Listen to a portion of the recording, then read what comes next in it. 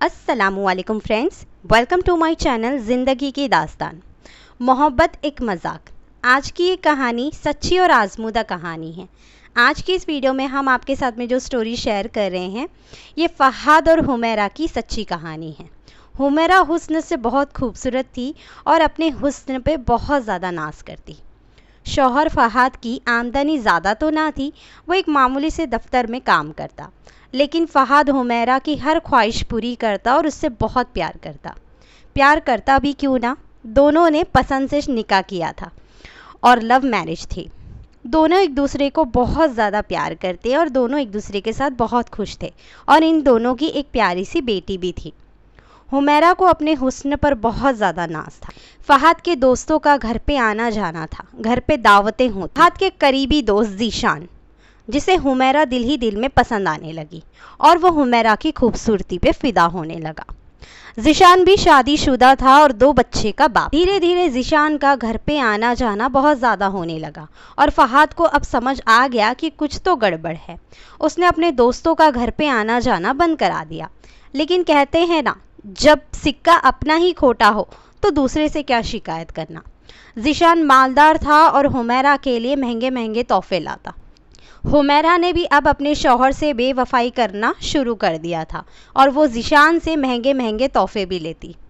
फ़हाद को अब पता चल गया था कि अब हुमैरा उसकी नहीं है, वो किसी के चुंगल में आ फंसी है।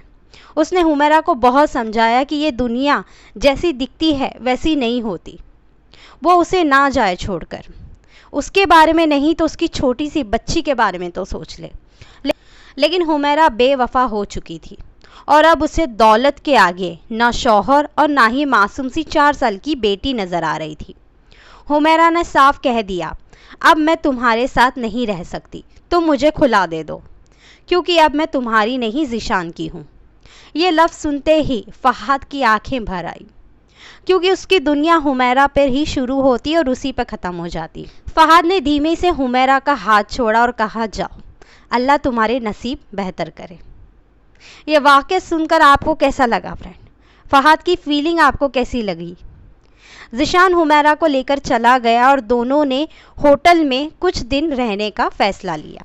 फ़हाद को कई दिनों तक रात रात को नींद ना आती, रोते रोते तकिए तक भीग जाते और वहाँ हुमैरा को कोई एहसास ना था कि उसने अपने शौहर का दिल दुखाया है। फ़हाद ने एक छोटा सा खुद का कारोबार शुरू करने का सोचा और अल्लाह के फजलो करम से उसकी किस्मत चमक गई और फ़हाद को बहुत मुनाफा भी हुआ।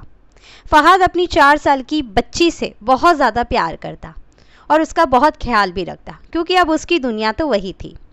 हुमैरा ने ज़ीशान से निकाह के लिए कहा। ज़ीशान ने कहा, ठीक है, हम कल निकाह करते हैं। जब निकाह की घड़ी आई तो निकाह के वक्त ही ज़ीशान की बीवी अपने घर वालों के साथ पुलिस को ले आई और ज़ीशान को मार धाड़ के केस में थाने में बंद करवा दिया। हुमैरा को तो रोते रोते बुरा हाल हो गया।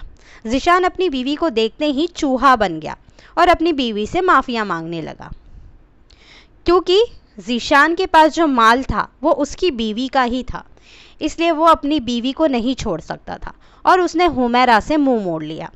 हुमैरा अब करती भी क्या, किसके पास जाती?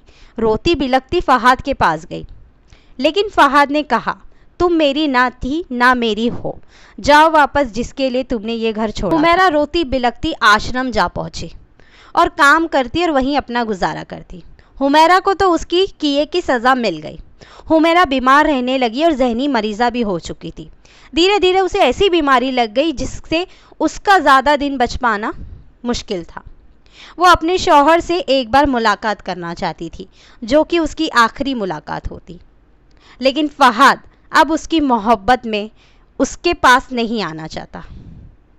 जिस दिन फ़हाद का निकाह था उस दिन फ़हाद ने हुमैरा को उसके निकाह की दावत दी।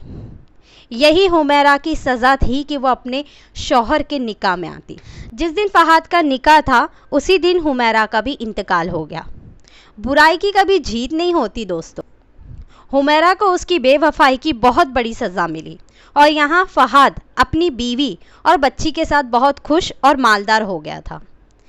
फ़हाद अपनी पहली मोहब्बत को तो अब तक भूल नहीं पाया है, लेकिन हुमैरा ने जो फहाद के साथ किया वो बेइंतहाई बेवफाई थी। आपको कभी भी अपने पार्टनर से बेवफाई नहीं करनी चाहिए।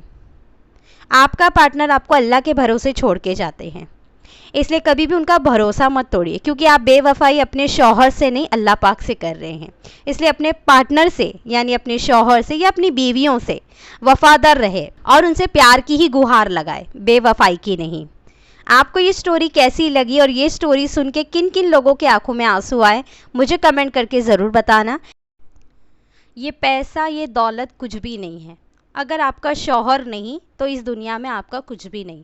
इसलिए अपने शौहर से बेवफाई कभी ना करे, हमेशा उसका वफादार बन के रहे। ये कहानी सच्ची और आजमूदा कहानी है। ये कहानी सुन के तो मेरी भी आंखों में आंसू आ गए थे। इसलिए मैं आप सबको यही कहना चाहूँगी, अपने शौहर या अपनी बीवियों से कभी बेवफाई ना करना, उनसे हमेशा वफादार रहना, क्योंकि अगर आप बेवफाई अपने शौहर या बीवियों से करते हैं तो आप अल्लाह पाक से बेवफाई करते हैं, और अगर आप वफ़ा करते हैं अपने शौहर या बीवियों से तो आप अल्लाह पाक से वफ़ा करते हैं। तो फ्रेंड्स, आज की दास्तान आपको कैसी लगी मुझे कमेंट करके ज़रूर बताना, और इसका मॉरल आपको क्या मिला ये भी मुझे कमेंट करके ज़रूर बताना। तो फ्रेंड्स, आज के लिए बस इतना ही। मैं मिलती हूँ आप लोगों से नेक्स्ट वीडियो में नेक्स्ट टॉपिक के साथ। जब तक के लिए अल्लाह हाफिज़।